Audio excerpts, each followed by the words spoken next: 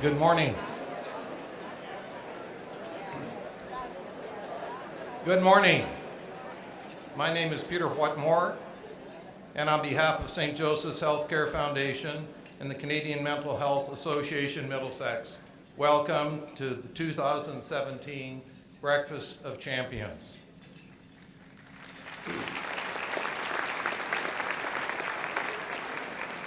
I would like to extend a special welcome to His Worship Mayor Matt Brown, who joins us this morning. I'm not sure where you are, Mayor, but welcome.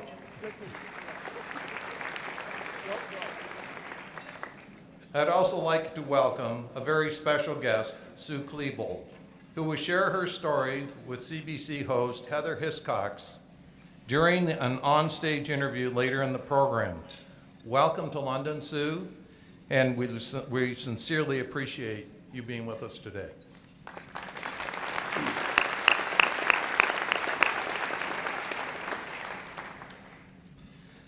This morning, we've come together as a community to shine an important spotlight on youth mental health and to celebrate those in our community who have made significant contributions to advancing mental wellness. This event, however, is not possible without the generous support of our sponsors. Let's take a moment to recognize them, please.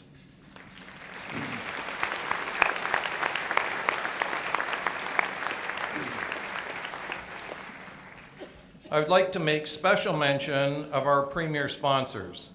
We're grateful for the leadership support from Joe and Adam Carapella and the Tricar Group, and Rob Kelland and his team from Kelland Portfolio Management Group of Scotia Wealth Management.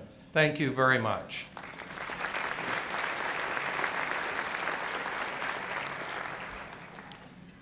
And our special thanks also to Frank and Kathy Longo for their generous support for the work of St. Joseph's and this morning's event in particular. Thanks, Frank and Kathy.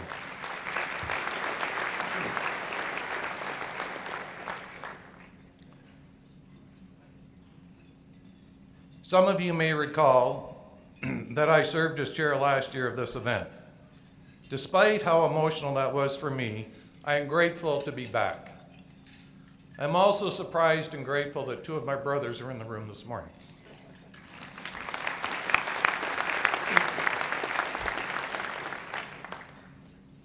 Last year, I shared for the first time publicly that I lost my father to suicide when my four brothers and I were very young. I was nervous about sharing that publicly, something that even my closest friends did not know. But it turned out to be a life-changing experience for me and for my family. Sharing something so personal in a public way can also be healing. And in fact, recently my brothers and I were pleased to, as a result, to help create the Frank Whatmore Resource Room at the new mental health building in memory and in honor of our dad.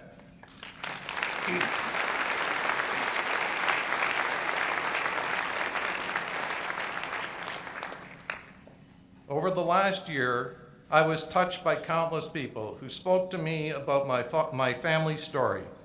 Many expressed their personal support and in some cases their own story, all as a result of hearing mine. That is the power of events like this one.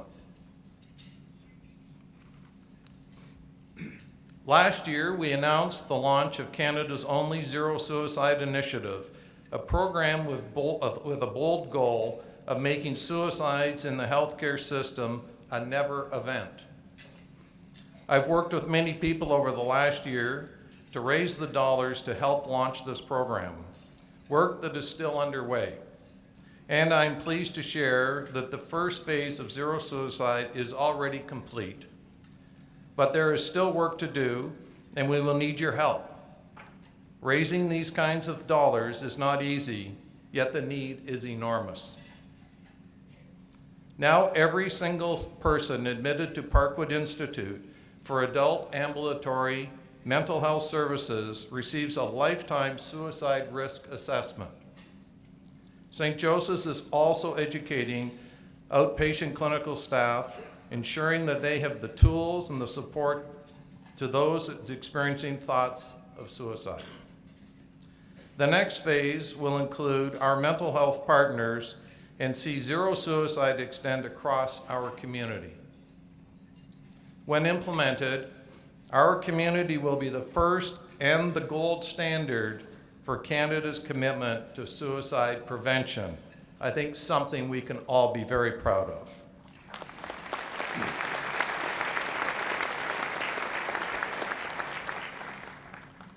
This morning, we have yet another conversation with our community around the youth mental illness, with special guest Sue Klebold. Sue is a passionate mental health advocate who will share her own lived experience, which began from unspeakable tragedy. I commend Sue's courage in sharing her story as a way to help others recognize when a child needs help. Following Sue's conversation with Heather Hiscox, Dr. Stephen Harrison of CMHA London Middlesex will facilitate a brief discussion panel to continue the important dialogue on youth mental health. The panel discussion will begin at or shortly after 9, and therefore everybody is welcome to stay. For those of you who need to leave, we ask that you do so quietly. Now it is my pleasure to turn over to Dr. Stephen Harrison, CEO of CMHA Middlesex, for the presentation of the Champion of Mental Health Awards. Stephen?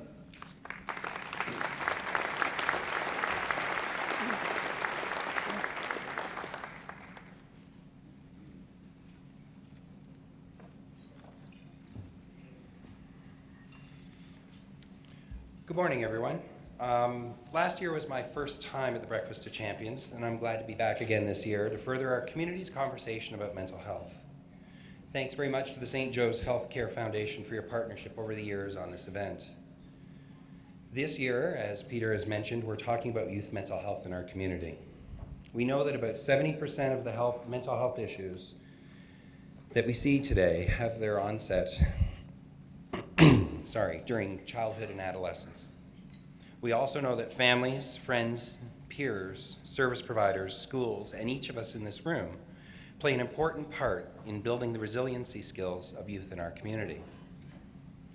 I'm looking forward to hearing Sue Klebold speak this morning from the perspective of a mother as part of this conversation. For each time someone has the courage to tell their story, even if it is a really hard one to share, we create empathy and understanding for those living with mental illness. If you're anything like me, and I mentioned this last year, you probably like to take something away from an event like this, an action, a piece of wisdom, some knowledge. As you leave here today, our goal is that it is with a sense of hope and commitment to action, because we all have things we can do to support our youth. Recovery starts to happen when those around us understand what we are going through, when it is safe to reach out for help, and when there is a sense of connection and inclusion. Why is this important? It's probably what you're all asking yourself. Well, you're going to see some of these stats on the screen through the day today, but I wanted to highlight a couple because those are the pieces of information I like to take away from events like this. In Canada, suicide is currently the second leading cause of death for youth after accidents. So it is a very, very important initiative, the Zero Suicide Initiative, but more importantly, it is something that we just really need to pay attention to. 40% of the families, and this was a statistic that kind of caught me by surprise, but 40% of Canadian families, so 2 out of 5, said they would not admit either to friends or colleagues or even to a physician that they had a youth member at home who was suffering with a mental illness. Despite all of the work we've done around stigma, we still have some work to do, clearly. 75% of the people in Canada say they wouldn't even know where to turn to if they needed some mental health supports in the community. So once again, we're here talking today, and as you walk out of here, I want you to take some of these numbers to heart. These are things that we can work on together. 30% of students say that they don't know where to turn to if they feel like they need mental health supports.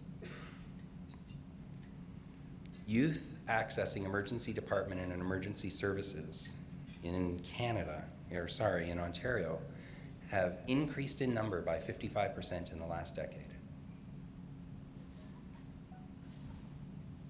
Locally, here in London, our crisis center, about 60% of the individuals coming through our doors seeking support are under the age of 35.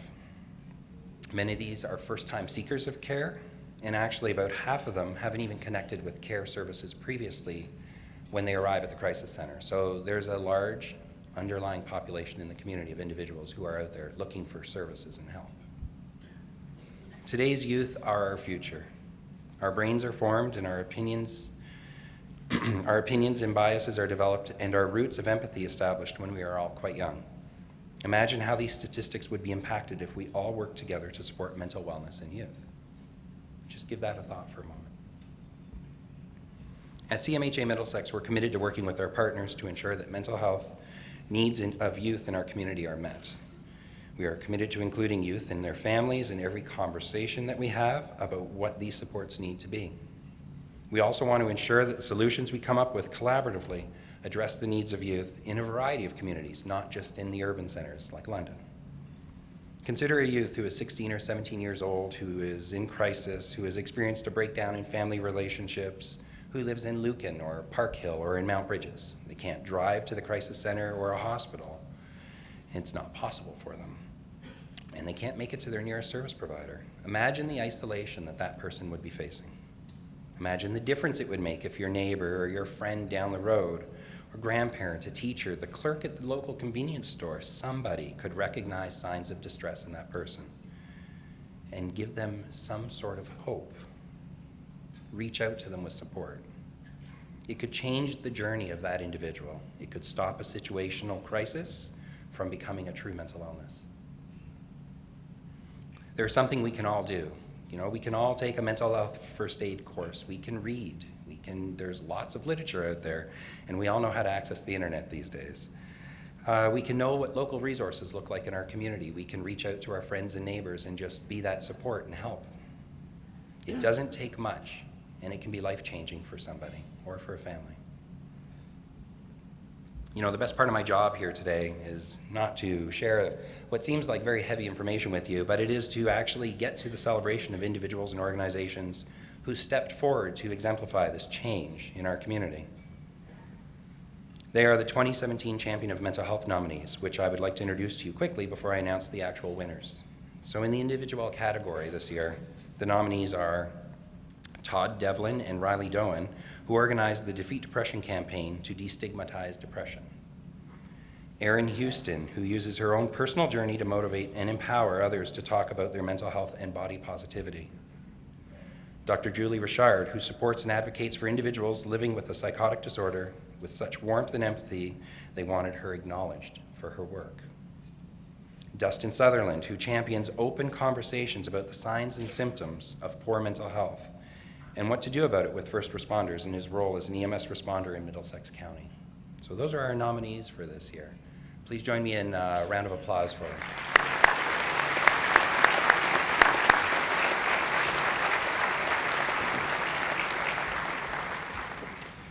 Our actual winners this year are, for the individual champion of mental health award, go to Todd Devlin and Riley Doan.